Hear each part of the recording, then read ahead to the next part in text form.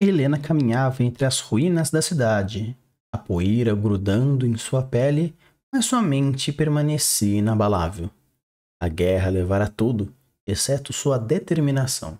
Nada externo poderia afetá-la, apenas suas ações importavam.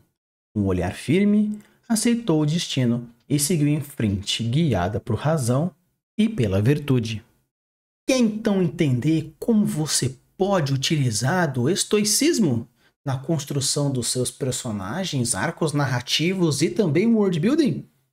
Então, sim, bora!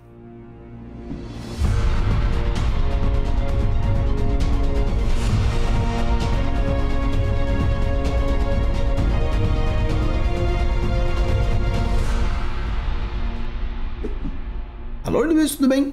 Aqui é o Rafael Campos e hoje estamos com mais um episódio aqui para vocês. E hoje vou falar um pouquinho mais sobre a filosofia estoicista, um pedido aí de um inscrito. E se por acaso você tiver mais algumas sugestões sobre vídeos, deixa aqui nos comentários que daí eu vou pesquisando, eu vou estudando e quando eu estiver minimamente preparado eu faço um vídeo aí para você falando um pouco mais sobre o que você acha que seria interessante para entender um pouco mais e aprender um pouco mais. Uma coisa que é legal quando a gente fala sobre o estoicismo de uma maneira interessante é que, se caso por acaso você achar que não vale muito a pena o entendimento e a construção de um personagem usando essa proposta, você pode utilizar muito bem essa proposta no seu cotidiano. O estoicismo é interessante porque ele é a base filosófica a partir de um pensamento psicológico. No caso, alguns psicólogos utilizam a técnica do TCC, que fala sobre essa relação direta com o entender como você tem a relação com o seu exterior e a forma como você vai lidar com esse exterior. Mas, Rafa, o que seria então um estoicismo de uma maneira geral? O estoicismo é uma filosofia criada na Grécia Antiga por volta do século III por Zenão de Cítio. Essa corrente filosófica enfatiza o autocontrole e a razão e a aceitação serena dos acontecimentos pelo caminho para a felicidade e a virtude. Como eu falei, o estoicismo influenciou diversas correntes filosóficas e psicológicas modernas, como a terapia cognitiva comportamental, o TCC, e ainda é aplicado por pessoas que buscam o equilíbrio emocional e a resiliência diante dos desafios da vida. Ah, beleza, mas o que eu posso utilizar isso no meu world building? Quando a gente fala sobre a filosofia de uma maneira mais focada, até que a gente já falou um pouquinho sobre o sacrifício no nosso vídeo passado e como o sacrifício influencia na psique do nosso cérebro, entender o estoicismo como seu quesito fundamental, que são 4 princípios, é entender como a psique do personagem vai influenciar as ações do personagem. Então esse ponto que eu quero trazer para vocês é muito mais uma referência, ou no caso, um ponto de vista para o desenvolvimento do personagem, e isso também está diretamente relacionado com o fator que está na sociedade e na cultura da sua criação. Por exemplo, o primeiro princípio do estoicismo é a dicotomia do controle, ou seja, consiste em você entender que o que está fora do seu controle não tem que estar dentro da sua cabeça. Como assim? A gente tem que entender que o que está no nosso controle, que são os nossos pensamentos, as nossas reações, elas devem ter o seu foco primário em cima delas. Porque a opinião dos outros, os eventos externos, não estão sob o seu controle.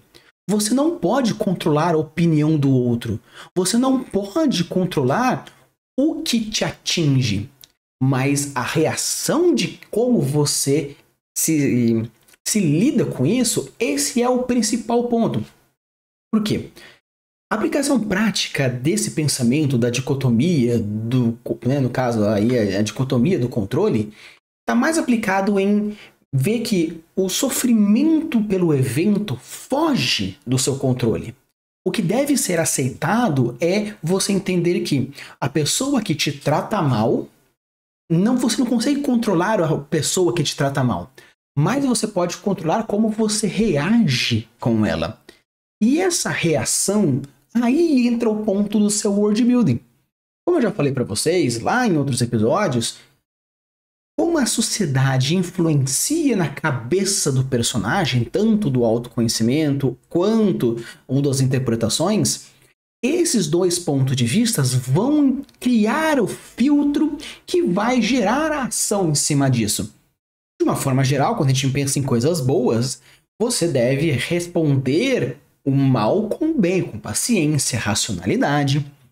Mas se você considerar que o seu fator de reação está diretamente ligado com a filosofia da sua cidade, então você está o quê? Recebendo todo esse estímulo e a sua reação é de acordo com esse estímulo. Claro que, de uma ideia geral, o estoicismo ele diz que você tem que lidar da melhor maneira possível, mas se você está considerando que os seus fatores éticos, seus fatores morais, seus fatores socioculturais são ruins, ou no caso são maléficos, você pode se considerar um estoicista devido a essas reações. Porque aqui você está respondendo da mesma altura que você responderia se você fosse uma pessoa boa. Claro que, como eu falei, estamos dizendo sobre uma ideia hipotética. Claro que se você for seguir a galera da psicologia, a galera da filosofia vai falar assim que isso é um absurdo, porque o estoicismo não diz isso. Claro, realmente, o estoicismo ele diz que você tem que estar sob controle dos seus pensamentos, atitudes e decisões. E você não vai estar sob o controle do comportamento do outro, do passado, dos eventos, das opiniões alheias. Aquilo que está fora de você, você realmente não tem controle. Então você tem que saber criar essa dicotomia. Saber que, apesar do que acontece, o seu mundo interno é o seu mundo interno. Mas se você for criar uma sociedade ou um personagem que tem os seus filtros, que tem a sua aplicabilidade de resposta emocional em cima de um filtro pré-estabelecido, então você vai responder dessa forma mais pré-estabelecida. E com isso a gente entra no segundo tópico do estoicismo, que é o viver de acordo com a natureza, que seria agir com razão e aceito a ordem natural. Mas se vocês forem parar para pensar nesse quesito, a gente entende que esse viver com a natureza é alinhar-se com a razão e a ordem universal, aceitando as coisas como são. E quando a gente fala sobre essa ação natural ou essa razão da aceitação, você novamente vai entender que a relação que você tem com o ambiente onde você está vai gerar coisas interessantes no seu cérebro ativo e reativo. O estoicismo na nossa vida real tem como objetivo o melhoramento o melhoramento da sociedade, tanto que Sêneca, tanto quanto o Epíteto e o Marco Aurélio, que são três filósofos estoicistas, no caso estoicos, que têm essa filosofia. Iremos falar um pouco mais sobre eles para a gente entender um pouco mais o funcionamento do personagem e das suas obras. Porém, quando a gente diz utilizar o estoicismo como forma de construção de worldbuilding, construção de personagem, aí você pode ir manipulando essas filosofias da maneira que você acha interessante. Por quê? Se a ideia é viver de acordo com a natureza, que é alinhar-se com a razão e a ordem do universo, se a ordem normal do seu universo foge da ordem normal do planeta Terra, você pode considerar que o seu padrão estoico é algo diferente. Por exemplo, vamos considerar que você tem uma luta direto com a sua realidade. Na verdade, não. Você tem que se adequar a ela. Imagina que algo está algo inesperado e ao invés de reclamar, você tenta buscar razões que façam que você aprenda com aquela situação. Tipo, por exemplo, vamos considerar que você perde um emprego. Um exemplo aí, você perde um emprego. Ao invés de você entrar na força, entrar no desespero, procurar novas fontes de trabalho é considerado algo estoico. É tentar aprender com essas diferenças, é tentar aprender com essas oportunidades e criar essa resiliência. E o que é interessante, se você vai construir um universo onde a base dele, o gênius loci do seu universo, é algo muito mais bélico, muito mais selvagem, muito mais agressivo. Qual que é a ação normal do universo? agressividade, guerra, matança. Por isso que, pelo fato de que toda a ideia estoica ela está relacionada diretamente com a forma como você lida com o exterior, dependendo de como você cria esse exterior, vai gerar uma ação diferente, vai gerar uma reação diferente, vai gerar formas de interpretar essa aceitação da ordem universal. Se o mundo é extremamente maldoso, a sua aceitação e a reação maldosa é algo normal.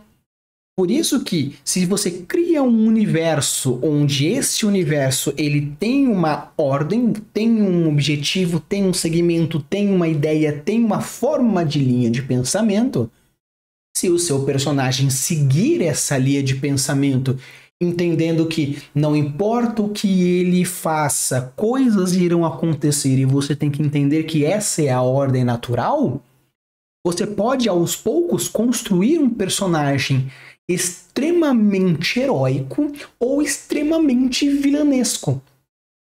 Porque ele entende que o mal que faz para ele tem que ser respondido com o bem, criando um personagem extremamente heróico. Mas da mesma forma que se a pessoa levar a um lado estoico e deturpar um pouco essa ideia, ele entende que é o normal ser malvado, é o normal responder o outro nessa ordem de forma muito mais intensa, porque isso é o normal desse universo ou do universo que ele vive, criando um vilão extremamente vilanesco. Por isso que é interessante o entendimento desse padrão estoico, porque ao momento que você entende a filosofia, deturpar a filosofia é legal. Isso funciona também com as técnicas literárias. Entendendo como uma técnica literária funciona, uma técnica de world building, de construção de personagem, descrição de ambiente ou qualquer outra coisa, no momento que você entende como funciona essa ideia, essa técnica, aí você pode deturpar a técnica, porque você sabe que se funcionar desse jeito, vou seguir esse caminho, funciona de um jeito. Seguir por esse caminho funciona desse jeito. Então, eu vou seguir metade aqui, porque eu sei que essas duas técnicas podem servir de uma forma única e eu vou quebrar essa expectativa. Porque quando o leitor, o jogador, a pessoa que está utilizando do seu worldbuilding, usufruindo da sua história, entende a técnica que você vai fazer, ou a técnica que você está fazendo, ele consegue minimamente prever o que pode acontecer. Ah, ele está usando aqui uma técnica de foreshadow, então eu sei que daqui a pouco tal coisa acontece. Ah, eu entendi que esse né, no caso mestre, caso esse escritora gosta aí de uns red herrings, então eu já vou ficar preparado para tentar entender as mentiras que ele está fazendo. Mas se você conhece essa técnica de forma mais forte e intensa desse estoicismo, ou até mesmo da técnica literária do foreshadowing e do red herring, você pode ir bloqueando esse caminho e falando, ah, te peguei, você pensou que era isso, mas é aquele outro. A galera até brinca que o Oda, né, de One Piece, ele tem essa brincadeira de que como a gente sabe como ele utiliza a técnica de escrita dele, criamos diversas teorias. E depois ele pega essa teoria e ressignifica, e reconstrói, segue por outro caminho. Por quê? Porque como ele conhece muito fortemente a técnica, ele consegue quebrar a técnica. E esse é o mais importante quando a gente fala sobre isso. Então, no caso do estoicismo de uma forma geral, temos aí a dicotomia do controle, que é o aceitar que você não pode mudar o que vem de fora, e da mesma forma que o viver de uma maneira natural e agir e aceitar a ordem normal das coisas. Um outro conceito que é bem interessante dos princípios do estoicismo é o ataraxia, que é a tranquilidade da mente.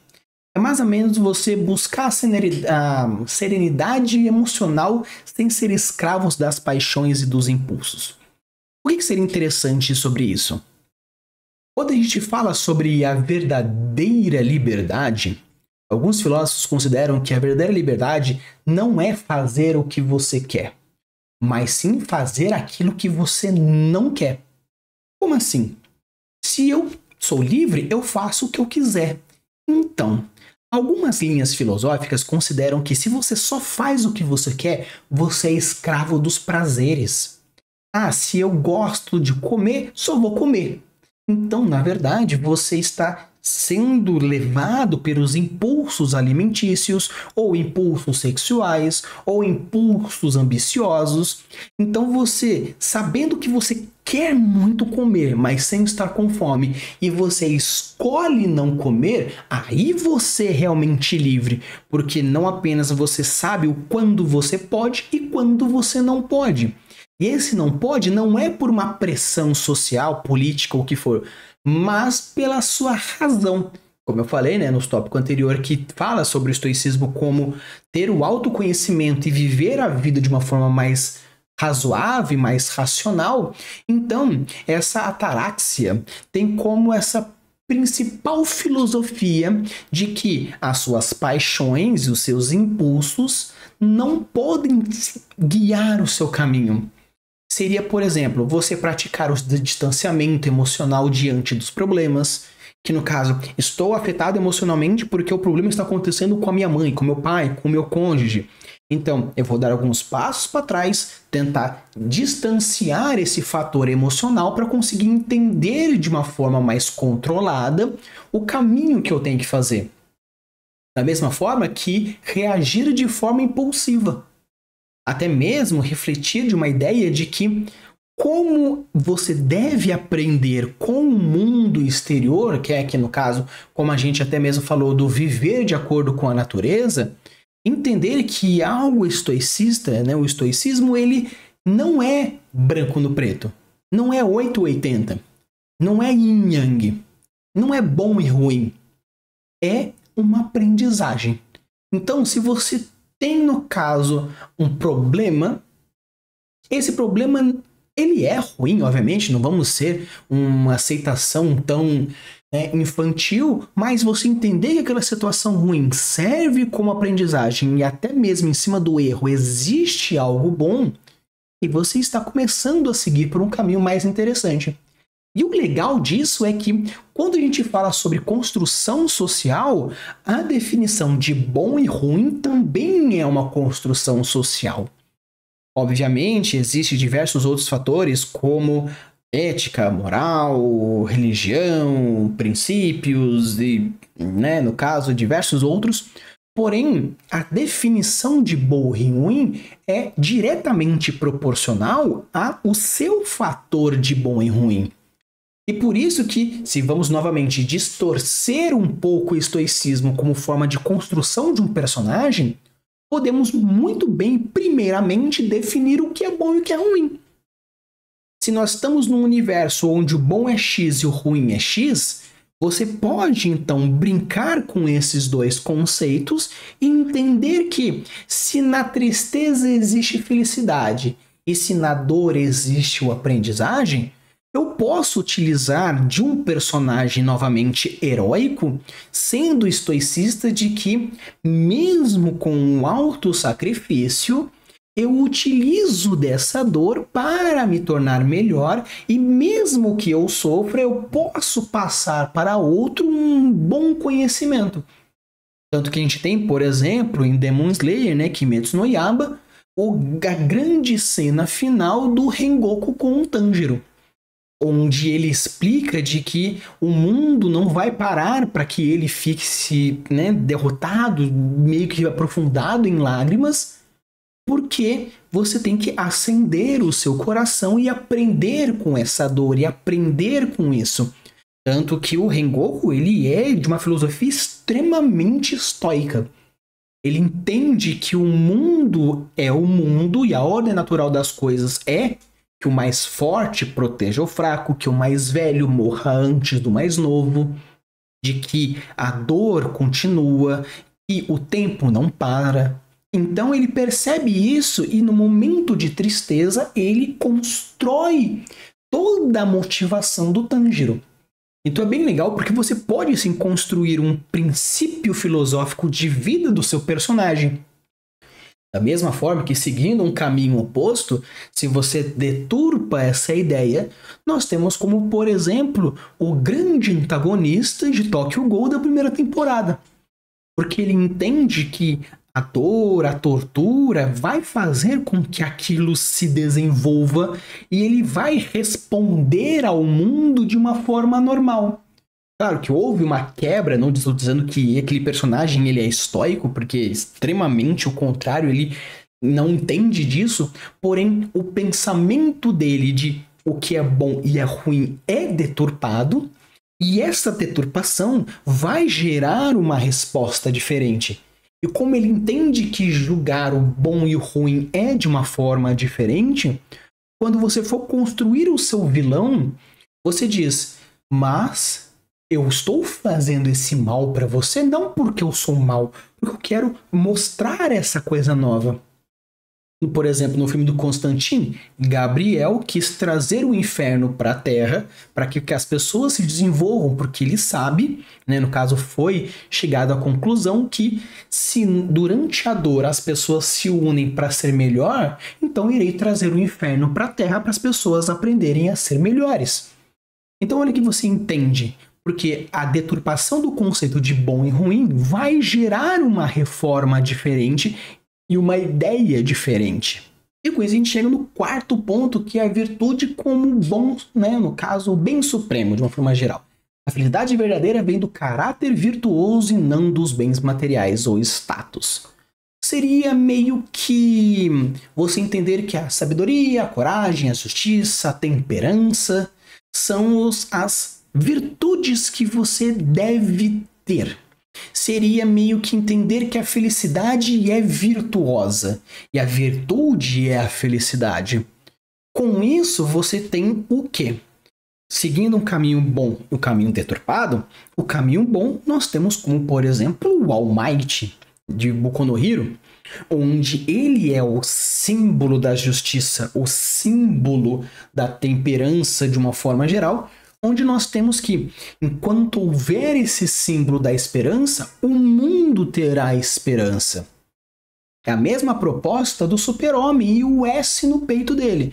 Claro que a gente sabe que é Super-Homem, S de Super-Homem, mas dentro do universo da DC, o S significa esperança em Krypton.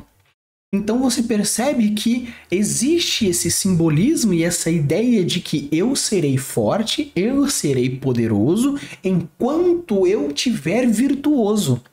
Tem até um filme do Super-Homem que ele fala sobre essa ideia de que a linha tênue entre o ser bom e o ser mal a partir do poder, e que quando você passa dessa linha, voltar é muito difícil.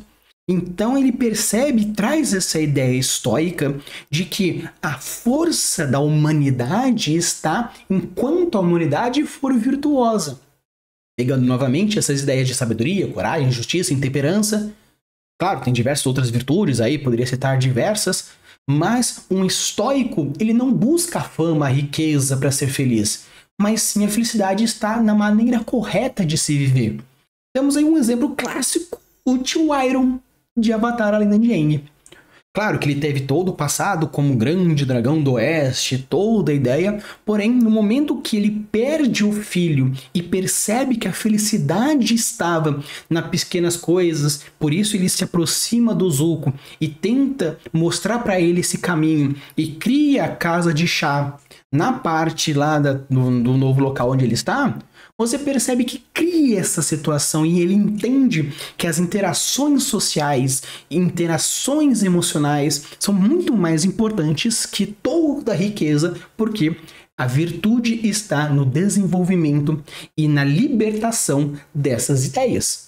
E caso você goste bastante desse assunto, eu vou trazer os 3 filósofos mais legais que você pode trabalhar, ou no caso ir atrás dos livros para entender um pouco mais. Primeiro nós temos o Sêneca, que viveu aí mais ou menos no ano 4 a.C. até o ano 65 d.C., onde ele fala sobre o estoicismo aplicado à vida cotidiana. De uma forma geral, ele diz que ele enfatiza que o autocontrole e a preparação mental para enfrentar as diversidades.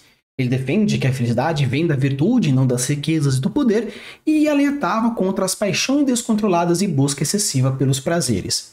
Então, se por acaso você quiser saber um pouco mais sobre as obras de Sêneca, nós temos as cartas de Lucício, nós temos sobre a brevidade da vida e sobre a tranquilidade da alma. Então, existem algumas obras que você pode ir atrás e entender um pouco mais sobre isso. Tanto que as cartas de Lucílio é uma série de cartas filosóficas que Sêneca dá os conselhos para viver uma vida mais sábia. Sobre a brevidade da vida é um ensaio que reflete sobre como as pessoas desperdiçam o seu tempo e como viver de forma mais significativa. E sobre a tranquilidade da alma, nós temos a exploração de como alcançar a paz interior com um mundo mais caótico. Já Epíteto traz um estoicismo mais como uma vida prática. Seria a ideia como um guia mais direto. Porque uma coisa é uma coisa mais cotidiana, onde a gente vai desenvolvendo ponto a ponto, passo a passo, e as pessoas vão entendendo de uma forma mais direta. Já Epíteto, ele tem já uma ideia mais popular. Porque Sêneca, ele era mais aristocrático. Ele tinha uma visão mais sublime das coisas. Quando você tem aí uma vida um pouco mais fácil, você consegue criar uma relação mais direta. Mas como Epíteto, ele era uma pessoa mais como se fosse um professor de filosofia, ele já trazia uma ideia de que o foco deve estar apenas no que você pode controlar, que é a base do estoicismo, que não devemos nos preocupar com as opiniões externas e eventos fora do nosso alcance, que é novamente a base do estoicismo. E o verdadeiro poder vem do controle sobre nós mesmos e não das circunstâncias externas, que é novamente a base do estoicismo. Então você percebe que aqui nessas duas filosofias, onde foi trazendo e criando, entendendo o estoicismo, que foi colocando mais na prática a partir da ideia original que trouxe essa ideia, né, que trouxe o Zenão que trouxe essa primeira ideia, você percebe que existe essas coisas. E se você quer uma obra que fale, nós temos o Manual de Epíteto, que é o Queriodon, e que fala um pouco sobre um pequeno guia prático do estoicismo com ensinamentos aplicados mais no dia a dia. Nós temos os discursos, que são registro das aulas de Epíteto feitos pelo seu aluno Arriano, abordando técnicas e abordando éticas de autodisciplina e aceitação do destino. E claro, para a gente não fechar com chave de ouro, nós temos o Marco Aurélio, que é não apenas um imperador, mas sim um imperador filósofo. Devido às suas ideias de meditação e trazer um pouco mais do conhecimento devido ao que ele aprendeu nas crises políticas, guerras, epidemias, ele percebe que controlar o mundo não funciona, mas governar com uma forma justa e de sabedoria é o principal ponto. Por isso que ele traz ideias de que a vida é passageira e devemos agir como virtude independente do que acontece ao nosso redor, e devemos aceitar o destino com serenidade e não nos concentrar apenas nas nossas ações, e que o sofrimento pode ser visto como uma oportunidade de crescimento e fortalecimento interior. Consideramos aí a sua principal obra, o livro Meditações, que é um diário pessoal onde ele registra suas reflexões estoicas, ensinando como manter a calma e a racionalidade em tempos difíceis. Então, de uma forma geral, você percebe que o estoicismo ele é algo interessante, obviamente, de uma forma literária é um pouco mais complicado abordar de uma ideia mais profunda, mas se você quiser, sim, existem personagens, como eu já falei para vocês, tanto a questão do super-homem, nós temos o Capitão América dentro de alguma parte, temos o Tio Iron como principal elemento, o Rengoku de Demon Slayer como principal elemento, e você percebe que se a gente seguir uma ideia estoica, mas realmente seguindo a ideia estoica, os principais personagens são personagens que trazem essa ideia mais altruísta. Mas não impede de que, pegando os conceitos estoicos que nós temos, principalmente pegando aí as 4 bases do estoicismo e quebrando um pouco o seu paradigma, podemos construir personagens extremamente vilanescos.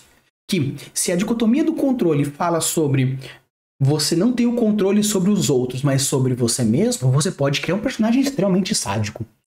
Da mesma forma que você tem que agir de forma com uma ordem natural das coisas, se o seu universo é caótico e a sua sociedade mostra esse caótico, essa maldade, você está reagindo e agindo em cima da ordem natural das coisas, que é matar, que é bater, que é comer, que é fazer qualquer aí atrocidade.